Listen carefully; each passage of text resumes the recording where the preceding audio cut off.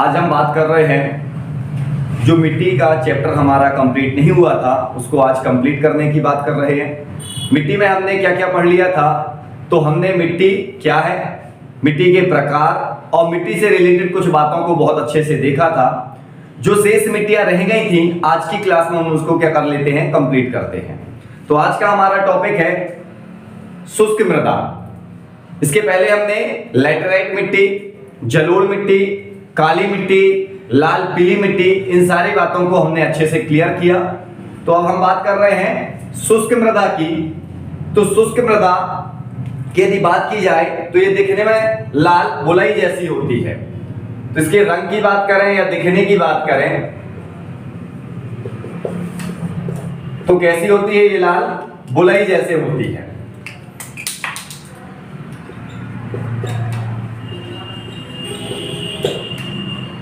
लाल बुलाई जैसे होती है। यदि बात की जाए इसमें नमक की जो मात्रा है बहुत अधिक पाई जाती है। तो नमक की मात्रा क्या होती है, इसमें अधिक होती है। अब ये नमक की मात्रा अधिक होती है, इस बात की यदि पुष्टि करेंगे तो हमें ये चीज क्लियर हो रही है कि ये जो मिट्टी है ये राजस्थान वाले भाग में पाई जाएगी, क्योंकि राजस्थान में जितनी भी झीलें आपने पढ़ी होंगी उन झीलों में ज्यादातर नमक की मात्रा क्या हुई है, अत्यधिक पाई गई है। इससे स्पष्ट होता है कि जो मिट्टी होगी इसकी जो प्राप्ति अधिकांश होगी वो कहां पर होगी, राजस्थान। और वो भी कौन सा राजस्थान, पश्चिमी राजस्थान, अर्थात पाकिस्तान वाला जो भाग होगा उसमें इसकी क्या होगी, अत्यधिक मात्रा पाई जाएगी। बात करें इसमें ह्यूमस की और नाइट्रोजन की या उर्वरता की, तो उर्वरता के दृष्टिकोण से मिट्टी थोड़ी कम उपजाऊ होती है। अर्थात इसमें ह्यूमस और नाइट्रोजन की मात्रा क्या होती है, कम पाई जाती है। तो हमने शुष्क मृदा में क्या क्या देखा, इसका जो रंग होता है वो कैसा होता है, लाल बोलाई जैसे। नमक की मात्रा अधिक पाई जाती है, नमक की मात्रा क्या होती है, अधिक पाई जाती है। यदि प्राप्ति की बात करें तो कहां पाई जाती है, तो हमने बोला पश्चिमी राजस्थान में ये मृदा मुख्य रूप से क्या होती है, पाई जाती है। और उर्वरता के दृष्टिकोण से देखा जाए तो ह्यूमस और नाइट्रोजन की मात्रा इसमें क्या होती है, कम पाई जाती है। प्रकृति की बात की जाए इसकी कि सर इसकी प्रकृति क्या होती है, इसका नेचर कैसा क्या है, तो ये लवणीय प्रकृति की होती है। अब नमक की जो मात्रा है वो बहुत अधिक होती है, जिसके चलते ये क्या होती है, लवणीय प्रकृति की होती है।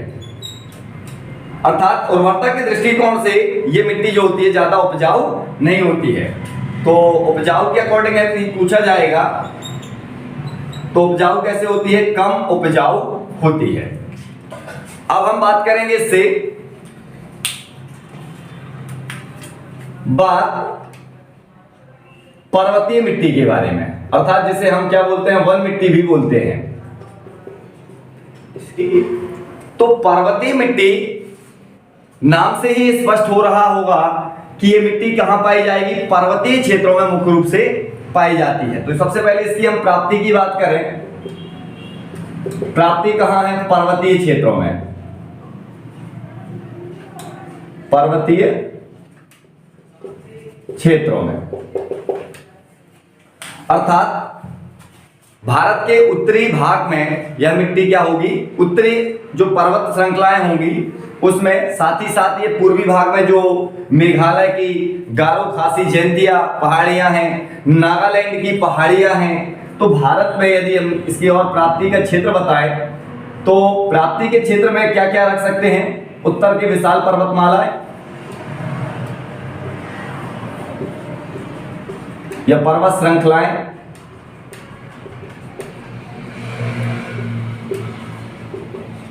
मेघालय नागालैंड की पहाड़ियां,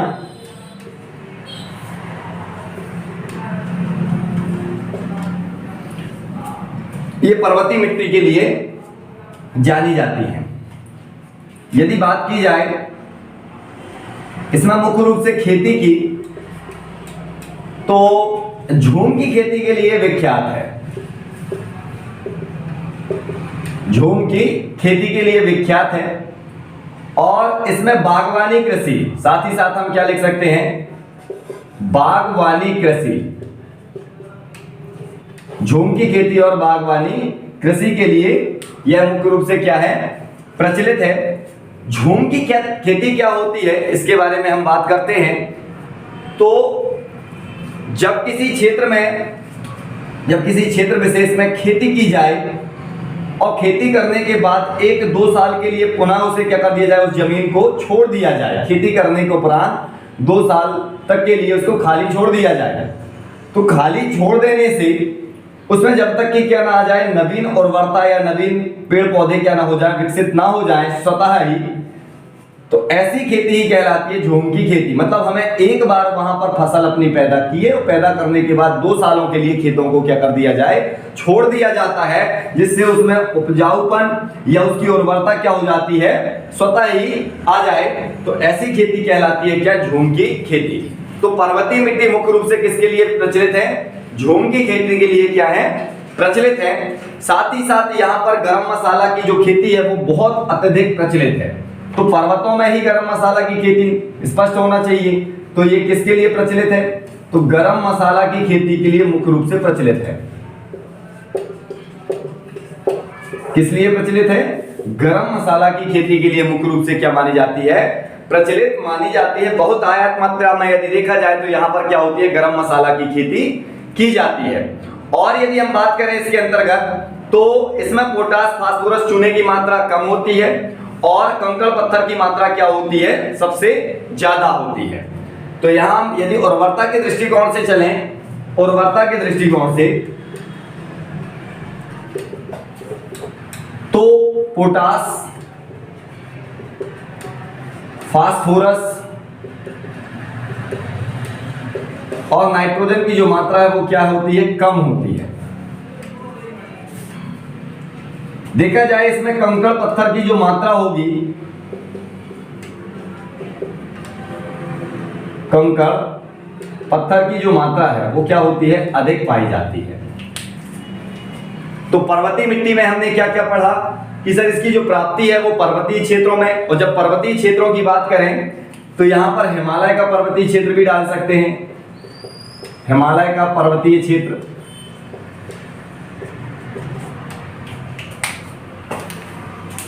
तो प्राप्ति के दृष्टिकोण से पर्वतीय क्षेत्रों में उत्तर की विशाल पर्वत श्रृंखलाएं भी हमने इसलिए टॉपिक में ले लिया है, मेघालय, नागालैंड की पहाड़ियां, है ना। खेती की बात करें तो झूम की खेती बागवानी खेती के लिए बहुत ज्यादा प्रचलित होती है। झूम की खेती क्या होती है इसके बारे में भी मैंने आप लोगों को बताया कि झूम की खेती का अर्थ जो होता है कि जब कभी किसी स्थान पर किसी खेत में खेती करने के उपरांत 2 साल 3 साल के लिए उस खेत को छोड़ दिया जाए, जिससे जब तक कि उसमें नवीन क्या ना आ जाए, उर्वरता ना आ जाए, तो वह खेती क्या बन जाती है, झूम की खेती कहलाती है।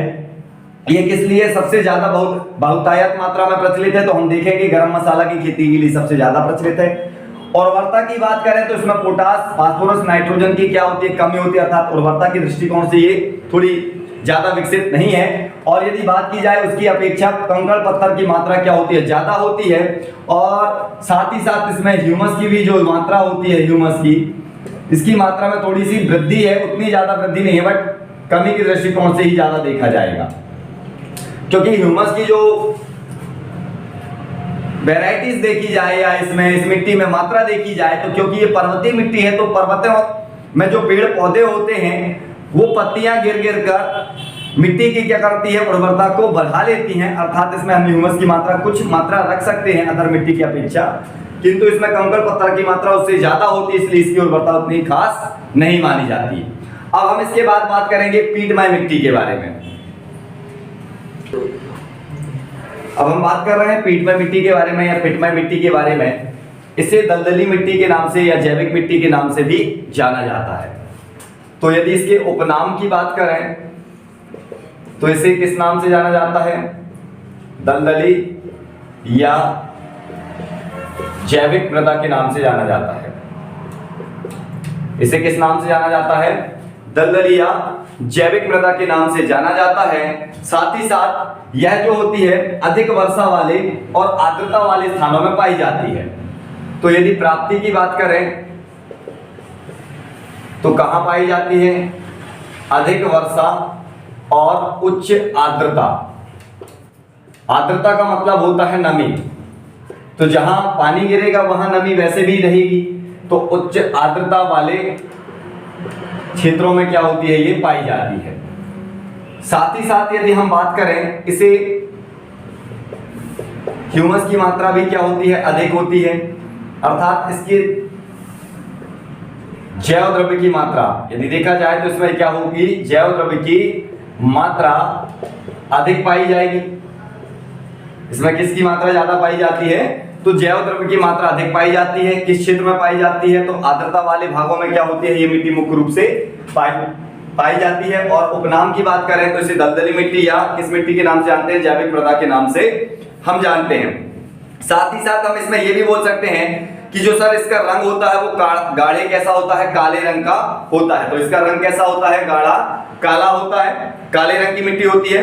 जीवाश्मों की क्या पाई जाएगी, इसमें प्रचुरता पाई जाएगी और इसी कारण से इसे जैव मृदा कहते हैं। तो इसका जो रंग होता है, रंग वो कैसा होता है, गाढ़ा काला रंग होता है, मतलब गहरा काला रंग भी बोल सकते हैं। प्रचुरता की बात करें तो इसमें कौन सी मात्रा ज्यादा पाई जाती है, तो जीवाश्मों की क्या पाई जाती है, प्रचुरता पाई जाती है, जीवाश्म की प्रचुरता।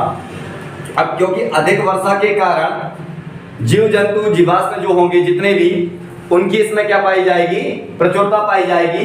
ठीक है, तो हम ये भी बोल सकते हैं जिस कारण से इसे हम किस नाम से जानते हैं, जैव मृदा के नाम से भी जानते हैं, जैव मृदा भी इसको हम कहते हैं। तो ये बात भी हमें याद रखना है कि इसे दलदली मिट्टी या जैविक मृदा कहते हैं। अधिक वर्षा और उच्च आर्द्रता वाले क्षेत्रों में पाई जाती है। जैव द्रव्य की मात्रा इसमें क्या होती है, बहुत अधिक पाई जाती है। इसका जो रंग होता है वो गाढ़ा कैसा होता है, काला होता है। प्रचुरता के दृष्टिकोण से यदि देखा जाए तो जीवाश्म की क्या पाई जाती है, प्रचुरता पाई जाती है। और जैव मृदा, इसी कारण से हम क्या कहते हैं, जैव मृदा भी कहते हैं। यदि बात करें कि इसमें ह्यूमस की मात्रा क्या कैसी होती है, इसमें जैव द्रव्य की मात्रा क्या कैसी होती है, तो इसमें जैव पदार्थों की दृष्टिकोण से देखा जाए तो इसमें जैव पदार्थों की जो मात्रा होगी, ह्यूमस की जो मात्रा होगी, वो बहुत अधिक मात्रा में पाई जाएगी। अब यदि इसकी प्राप्ति के स्थान को देखा जाए कि किस क्षेत्रों में ये बहुतायत मात्रा में पाई जाती है, तो हम बता सकते हैं कि केरल वाले भाग में इसकी जो प्राप्ति होती है। यदि राज्य के दृष्टिकोण से बोले तो हम किसका नाम लेंगे, केरल में। तो किस राज्य में, केरल, कर्नाटक, इन राज्यों में क्या होती है, ये मिट्टी बहुत अधिक मात्रा में पाई जाती है। ह्यूमस की मात्रा अधिक होती है, ये भी हमें याद रखना है। ह्यूमस की मात्रा क्या होती है, इसमें अधिक होती है। केरल, कर्नाटक वाले राज्यों में क्या होती है, पाई जाती है। तो ये हमारी क्या हो गई, पीटमय मिट्टी कंप्लीट हो गई। अब हम बात करेंगे किसके बारे में, इसके बाद लवणीय मिट्टी के बारे में। अब हम बात कर रहे हैं लवणीय मिट्टी के बारे में। तो लवणीय मिट्टी की बात करें कि जब मिट्टी में सोडियम क्लोराइड की मात्रा, सोडियम क्लोराइड की क्या मात्रा अधिक हो जाती है, तो वह मिट्टी क्या हो जाती है, लवणीय मिट्टी में कन्वर्ट हो जाती है। जब किसी नॉर्मल मिट्टी में सोडियम क्लोराइड अर्थात नमक की मात्रा क्या हो जाती है, अधिक हो जाती है, तो वह मिट्टी क्या हो जाती है, लवणीय मिट्टी हो जाती है। यदि बात की जाए कि यह मिट्टी में लवणीय होने का कारण क्या है, तो हम बताएंगे इसमें खराब अपवाह तंत्र, खराब अपवाह तंत्र और शुष्क जलवायु। शुष्क जलवायु अर्थात किसी मिट्टी की लवणता का मुख्य कारण जो होता है वहां का खराब अपवाह तंत्र और शुष्क क्या होती है, जलवायु। ड्राई होने के कारण और अपवाह तंत्र खराब होने के कारण वह मिट्टी में नमक की जो मात्रा होती है वो क्या हो जाती है, बढ़ जाती है, जिसके चलते हम उसे क्या कहते हैं, लवणीय मिट्टी के नाम से जानते हैं। यदि हम बात करें इसके कुछ उपनामों की, तो इसे हम कुछ और भी उपनामों से जानते हैं, जैसे रेह, ऊसर और साथ ही साथ इसे कल्हड़ मिट्टी के नाम से हम जानते हैं। तो रेह, ऊसर और कल्हड़ मिट्टी के नाम से भी हम इसे जानते हैं। लवणीय मिट्टी की लवणता का मुख्य कारण आप याद रखेंगे कि सर सोडियम क्लोराइड की मात्रा जितनी ज्यादा होगी वह मिट्टी उतनी ज्यादा क्या पाई जाएगी, लवणीय रूप में पाई जाएगी। खराब अब बात पूछ लिया जाता है, यदि आपसे क्वेश्चन करे कि अपवाह तंत्र खराब होने के कारण किस मात्रा में वृद्धि हो जाती है, तो वही चीज हमें बताना है कि लवणता अर्थात सोडियम क्लोराइड की मात्रा में क्या हो जाती है, वृद्धि हो जाती है। साथ ही साथ यदि इसमें बात की जाए तो इसमें सोडियम, कैल्शियम, मैग्नीशियम, पोटेशियम आदि की मात्रा क्या होती है, अधिक पाई जाती है।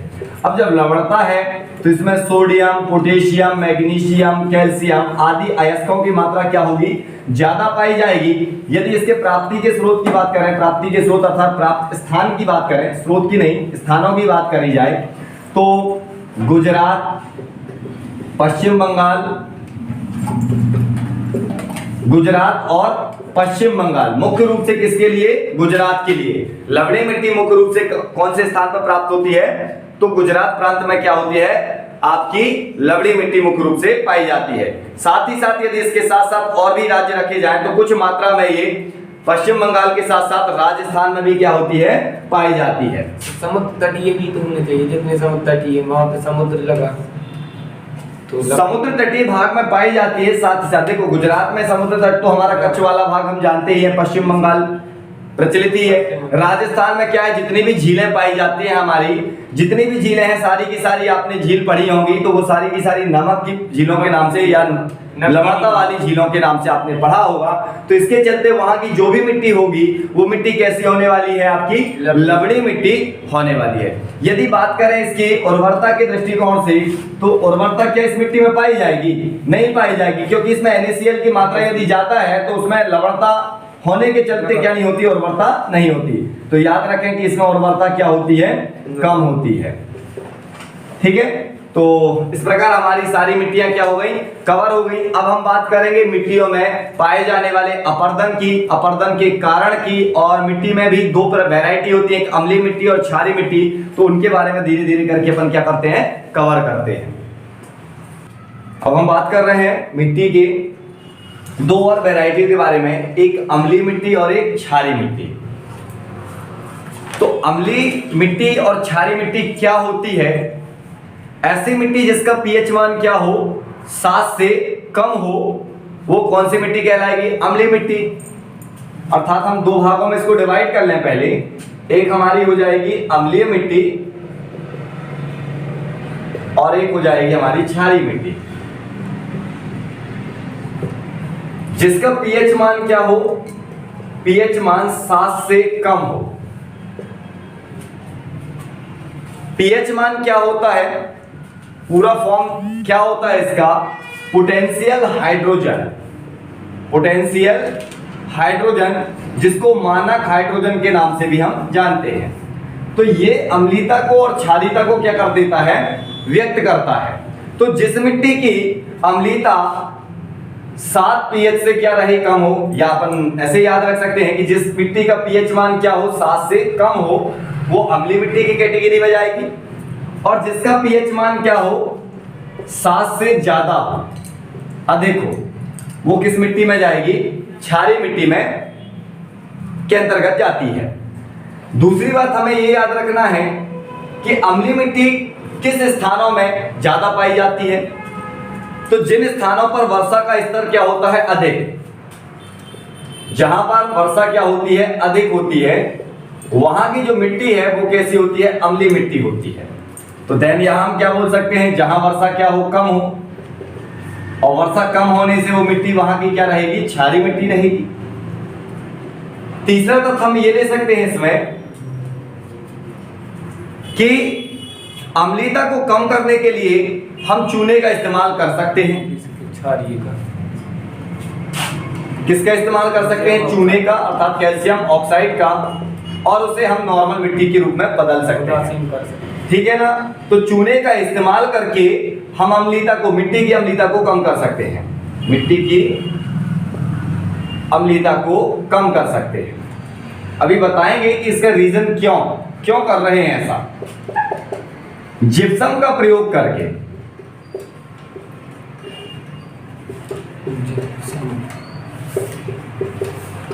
कैल्शियम सल्फेट हेमीहाइड्रेट, जिप्सम का प्रयोग करके हम क्षारीयता को कम कर सकते हैं। ये करते हैं। क्योंकि मिट्टी के अम्लीय होने पर, अधिक अम्लीय होने पर और मिट्टी के अधिक क्षारीय होने पर उसमें जो फसलें होती हैं, फसलों का जो उत्पादन है वो बहुत ही कम, अर्थात वो फसलों के दृष्टिकोण से सही नहीं मानी जाती।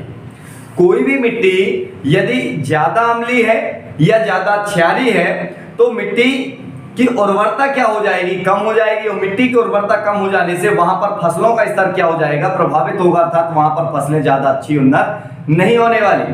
अर्थात ना तो हमें ज्यादा अम्लीय मिट्टी की आवश्यकता है और ना ही ज्यादा क्षारीय मिट्टी की आवश्यकता है। तो अम्लीयता यदि ज्यादा हो तो उसमें हम चूने का प्रयोग करके उसकी अम्लीयता को कम कर सकते हैं, और यदि क्षारीयता ज्यादा हो तो हम उसमें जिप्सम का इस्तेमाल करके, प्रयोग करके हम उसकी क्षारीयता को क्या कर सकते हैं, कम कर सकते हैं, और एक अच्छी उन्नत फसल का क्या कर सकते हैं, उत्पादन हम कर सकते हैं। तो इस प्रकार हमारे क्या ये अम्लीयता और क्षारीयता के दृष्टिकोण से हमने मिट्टी को कर लिया। अब हम बात करेंगे मिट्टी के क्या अपरदन के बारे में। इसके साथ साथ हम एक चीज और इसमें याद रख लेते हैं कि ये जो है पर्वतीय क्षेत्रों में पाई जाती है। कौन से क्षेत्रों में? पर्वतीय क्षेत्रों में या ढालों वाले क्षेत्रों में। पर्वतीय क्षेत्र या ढालों वाले क्षेत्रों में क्या होती है, पाई जाती है। तो कौन से क्षेत्रों में पाई जाती है? पर्वतीय क्षेत्र या ढालों क्षेत्र। ढालों क्षेत्र का मतलब होता है कि जैसे पर्वत की जितनी ढाल रहेंगी तो पूरी क्या हो जाएगी, मिट्टी पानी से होते हुए वो क्या हो जाएगी, एकत्रित हो जाएगी, और इसमें लवणता का स्तर क्या हो जाएगा, अम्लीयता का स्तर क्या हो जाएगा, बढ़ जाएगा। जबकि बात की जाए क्षारीय मिट्टी की तो ये क्या होती है, यूपी, मैदानी क्षेत्र, अर्थात मैदानी क्षेत्रों में मुख्य रूप से क्या होती है, पाई जाती है।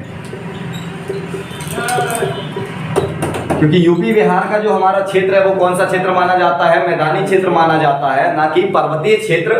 तो ये यूपी के मैदानों में मुख्य रूप से क्या होती है, पाई जाती है। अब हम बात कर रहे हैं मृदा अपरदन की। मृदा अपरदन, मृदा अपरदन, मृदा अपरदन क्या है? तो मिट्टी में अर्थात जमीन में वनस्पतियों का अभाव होने के कारण, पेड़ पौधों का अभाव होने के कारण वहां की मिट्टी का क्या हो जाना, नष्ट हो जाना, उर्वरता का नष्ट हो जाना ही क्या कहलाता है, मृदा अपरदन कहलाता है। किसका अभाव होने के कारण? वनस्पति का, वनस्पति का अभाव। वनस्पति के अभाव के चलते मृदा का क्या हो जाना, कट जाना, उर्वरता का नष्ट हो जाना,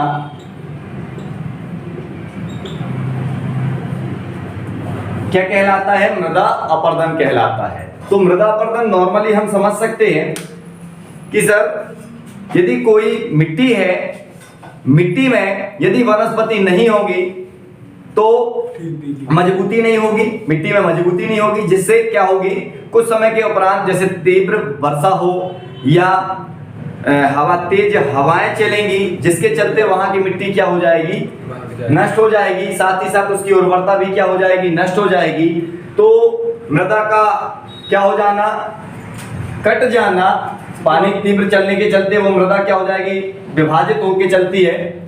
तो मृदा का कट जाना, उर्वरता का नष्ट हो जाना, वनस्पति का अभाव होना, ये सारी बातें मुख्य रूप से किसको व्यक्त करती हैं, मृदा अपरदन को व्यक्त करती है। उर्वरता नष्ट कैसे हो जाती है? उर्वरता का अर्थ ये होता है कि जब तीव्र बारिश होती है तो हमने पढ़ा है कि जो उर्वरता होती है वो ऊपरी परत में पाई जाती है।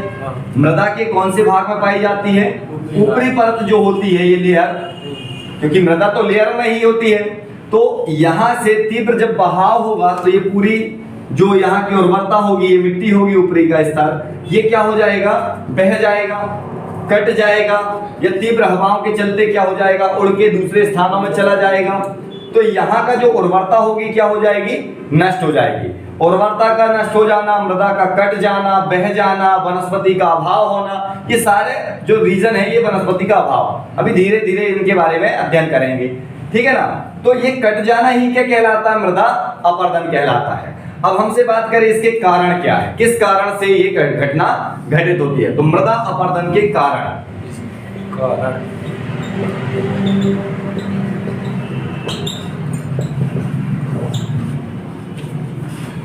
तो इसमें हम क्या ले सकते हैं, तीव्र मूसलाधार बारिश,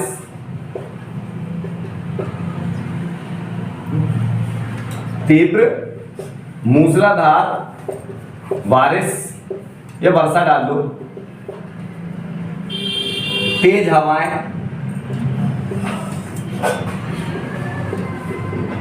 वनस्पति का अभाव, इसके साथ साथ हमारा हो सकता है वनों की कटाई, चारागाह, पशु चारागाह,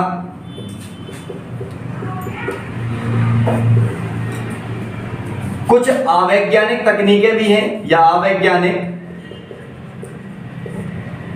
कृषि। अब अवैज्ञानिक कृषि में कौन कौन सी बातें रख सकती हैं, जैसे अत्यधिक सिंचाई, आवश्यकता से ज्यादा हम क्या कर रहे हैं, खेतों की सिंचाई कर रहे हैं, तो अत्यधिक क्या हो सकती है, सिंचाई होगी। दूसरा हो गया जैसे सड़कों का निर्माण होना, सड़कों का निर्माण, बांध का निर्माण। तो ये सारी की सारी बातें किसको व्यक्त करेंगी, मृदा अपरदन को क्या करने वाली हैं, व्यक्त करने वाली हैं। इसी कारणों से क्या होता है, मृदा अपरदन अर्थात मृदा की उर्वरता या मृदा का क्या हो जाता है, कटाव हो जाता है, और यह क्या कहलाता है, मृदा अपरदन कहलाता है। और साथ ही साथ हम इसमें एक चीज और भी, एक तथ्य को जोड़ सकते हैं जो कि बहुत ही ज्यादा इस्तेमाल किया जा रहा है, वो क्या, उर्वरक। क्या लिख सकते हैं, उर्वरक, मतलब रासायनिक कीटनाशक दवाई, रासायनिक कीटनाशक दवाई। हम आवश्यकता से ज्यादा इन कीटनाशक दवाइयों का क्या कर रहे हैं, इस्तेमाल कर रहे हैं, क्योंकि मिट्टी की जांच होती नहीं है, और मिट्टी की जांच ना होने के कारण जो भी आया, पोटास लो, सल्फर लो, डीएपी, यूरिया, जिंक मतलब हम सारी मात्रा क्या करते हैं, जो उपयोगी नहीं है, जो उस फसल को नहीं, उस कृषि को नहीं चाहिए थी, लेकिन हमने उतनी मात्रा में डाला, तो जिसके चलते वहां की उर्वरता क्या हो जाएगी, कुछ समय को उपरांत, अभी तो ठीक ठाक चलेगी, कुछ समय को उपरांत वो क्या हो जाएगी, नष्ट हो जाएगी, और क्या होगा, मृदा का अपरदन हो जाएगा। तो ये सारे क्या होगा, मृदा के अपरदन के कारण। ठीक है, अब हम बात करेंगे इसके प्रकार के बारे में। अब हम बात कर रहे हैं मृदा अपरदन के क्या प्रकार के बारे में। तो मोस्टली मृदा अपरदन कितने प्रकार का होता है, 4 प्रकार का होता है। मिट्टी का नष्ट होना मृदा अपरदन कहलाता है, और मृदा अपरदन के अपन प्रकार पढ़ रहे हैं कि किस किस तरीके से मिट्टी क्या हो सकती है, नष्ट हो सकती है। इस आधार पर अपन ने इसको कितने भागों में, इरोजन को, सॉइल इरोजन की बात करें, उसका यदि डिवाइडेशन करें, प्रकार के बारे में बात करें, तो कितने प्रकारों में, 4 प्रकारों में से क्या कर सकते हैं, विभाजित किया जा सकता है। जैसे पहला है आसफाल मृदा अपरदन, है ना, आसफाल इरोजन की बात करें, परत मृदा अपरदन भी हो सकता है, रेल मृदा अपरदन होता है, और अवनालिका मृदा अपरदन होता है। अवनालिका मृदा अपरदन, तो बात करें कि सर आसफाल मृदा अपरदन होता क्या है। क्या हो, जब ये बादलों से जो वर्षा की बूंदें हैं वो सीधे किसमें, मिट्टी की सतह पर आकर या मिट्टी पर आकर सीधे गिरे, जिससे उसकी उर्वरता क्या हो जाए, नष्ट हो जाए। उर्वरता क्या हो, तीव्र बारिश के चलते जब ये बारिश की बूंदें क्या होंगी, मिट्टी की सतह में उपस्थित मिट्टी के कणों से क्या होंगी, डायरेक्टली ही, सीधे ही क्या होंगी, टकराएंगी, तो वहां उन कणों की जो उर्वरता होगी क्या हो जाएगी, नष्ट हो जाएगी। तो ये कहलाएगा क्या, आसफाल मृदा अपरदन। अर्थात मिट्टी के सीधे किससे, वर्षा की बूंदों के संपर्क से, मिट्टी का वर्षा के बूंदों के कैसे संपर्क से होने वाला जो अपरदन होगा वो क्या कहलाएगा, आसफाल मृदा अपरदन कहलाएगा। दूसरा आ गया परत मृदा अपरदन, कि मिट्टी की परत का, ये जो मिट्टी की लेयर होगी, मिट्टी की परत का नष्ट हो जाना क्या कहलाएगा, परत मृदा अपरदन। अब ये किसके कारण ज्यादा होगा, तो आपको यदि देखा जाए समझ सकते हो इस बात को कि सर तीव्र हवाओं के चलते, किसके चलते, तीव्र हवाओं के चलते, क्योंकि हवा तीव्र चलेगी तो ये परत यहां से उठ के कहां चली जाएगी, अगले स्थानों में चली जाएगी, ठीक है ना। तो इसके चलते ये हो जाएगा, तो क्या बनेगा दूसरा, परत मृदा अपरदन। रीजन क्या है, तीव्र हवाओं के चलते ये देखा जाता है। तीसरी बात हम बात करें, तीसरा प्रकार जो मृदा अपरदन का है मिट्टी के नष्ट होने का, वो है रिल मृदा अपरदन। अर्थात जब तीव्र मूसलाधार क्या हो, बारिश हो, तीव्र क्या हो, मूसलाधार बारिश। तो तीव्र मूसलाधार बारिश के कारण क्या हो जाना, नालियों का निर्माण हो जाना। क्या हो जाना, नालियों का, पतली पतली नालियों का क्या हो जाना, निर्माण हो जाना। क्या हो जाता है, रेल मृदा अपरदन को बताता है कि जब तीव्र बारिश होगी तो जो खेत होते हैं, खेत में क्या हो जाती हैं, नालियां कट जाती हैं। क्या कट जाती हैं, नालियां कट जाती हैं। और नालियों का कट जाना ही क्या कहलाता है, रेल मृदा अपरदन कहलाता है। क्या कहलाता है, रेल मृदा अपरदन कहलाता है। अब हम बात कर रहे हैं किसकी, अवनालिका मृदा अपरदन की, कि सर जब बारिश का स्तर और तीव्र हो जाए और वहां पर क्या हो जाए, खड्डे हो जाए, खेतों में क्या बन जाए, खड्डे हो जाए, गड्ढे, बड़े बड़े गड्ढे बन जाए, तो वो क्या हो जाता है, अवनालिका, गड्ढे का क्या हो जाना, का निर्माण हो जाना। किसको बताएंगे, अवनालिका मृदा अपरदन को क्या करेगा, प्रदर्शित करेगा। जब तीव्र बारिश होने के चलते वहां पर खेतों में गड्ढों का क्या हो जाए, निर्माण हो जाए, तो गड्ढों के निर्माण होने की प्रक्रिया ही क्या कहलाएगी, अवनालिका मृदा अपरदन कहलाएगी। तो ये कहां पाई जाती है, आप याद कर सकते हैं, चंबल वाले स्थानों में क्या होता है, ये मुख्य रूप से देखने को मिलता है। तो ये हो गया हमारा क्या, मृदा अपरदन। ये एमपी के चंबल की बात कर रहा हूं, यहाँ पर ये क्या होते हैं, खड्डे हो जाते हैं, वहां पर खेतों में खड्डे पाए जाते हैं। और ये हो गया इस प्रकार हमारा क्या, मृदा अपरदन के प्रकार कंप्लीट। अब हम बात करते हैं इनको रोकने के उपाय। तो यही देख लेते हैं हम रोकने के उपाय, मृदा अपरदन को रोकने के उपाय।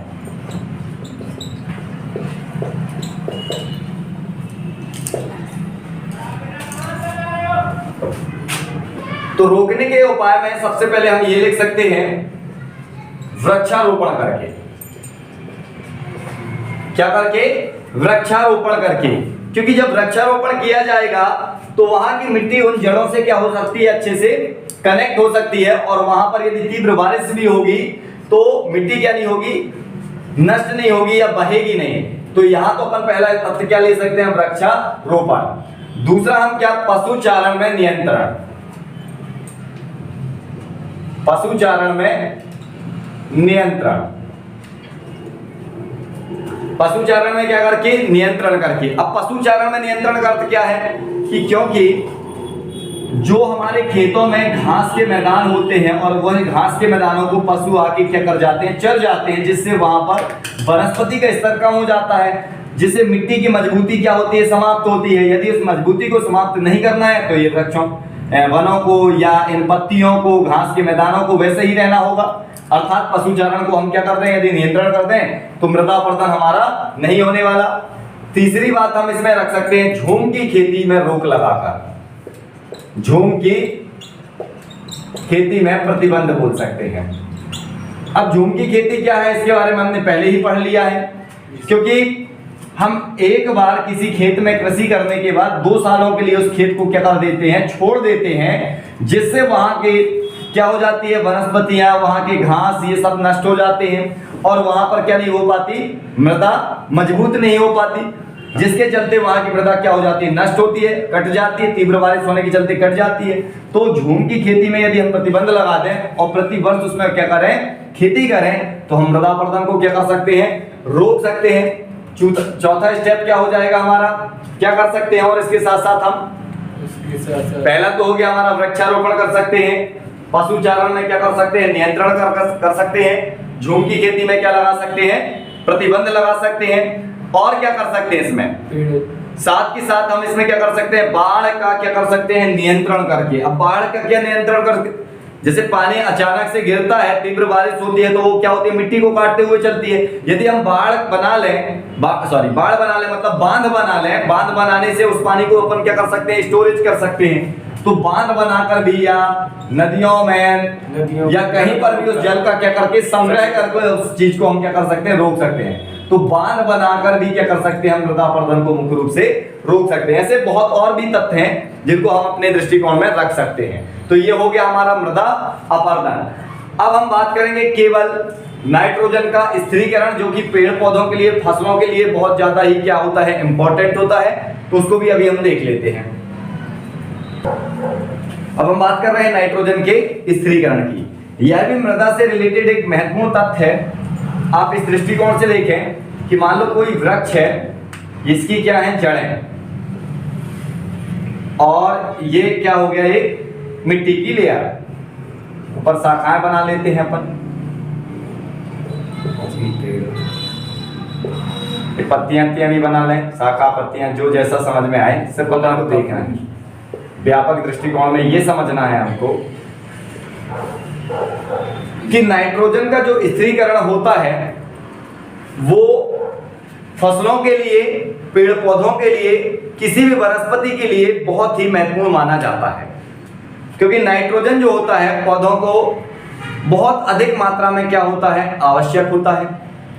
अब नाइट्रोजन पौधों को आवश्यक होता है, जिसकी हम यदि आवश्यकता की पूर्ति है तो हम रासायनिक कीटनाशक दवाइयों के माध्यम से भी कर देते हैं। किंतु जैसे जंगलों की बात की जाए, वनों की बात की जाए, पर्वतीय क्षेत्रों की बात की जाए, तो क्या वहां पर हम रासायनिक कीटनाशक दवाइयों का इस्तेमाल करते हैं? नहीं। तो वहां पर उन वृक्षों को, उन पेड़ पौधों को नाइट्रोजन कहां से प्राप्त होती है? तो ये डबल कॉम्बिनेशन रिएक्शन टाइप होती है, जिसमें जो सूक्ष्म जीव होते हैं, कौन? सूक्ष्म जीव, जैसे कवक, जीवाणु,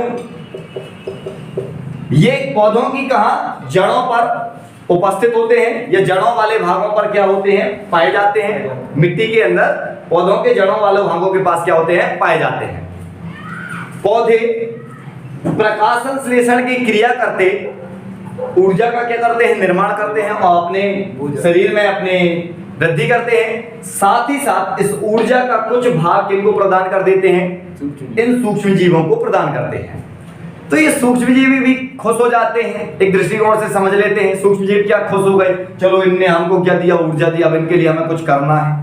तो ये क्या करेंगे, सूक्ष्म जीव अपने इस जड़ों के आसपास के वातावरण से, मिट्टी से नाइट्रोजन को एकत्रित कर करके कहां लाके प्रोवाइड करा देंगे, इन जड़ों को प्रोवाइड कराएंगे, जिसके फलस्वरूप ये पौधा नाइट्रोजन को क्या कर लेगा, एकत्रित करेगा और अपने शरीर में क्या कर देगा, वृद्धि करेगा।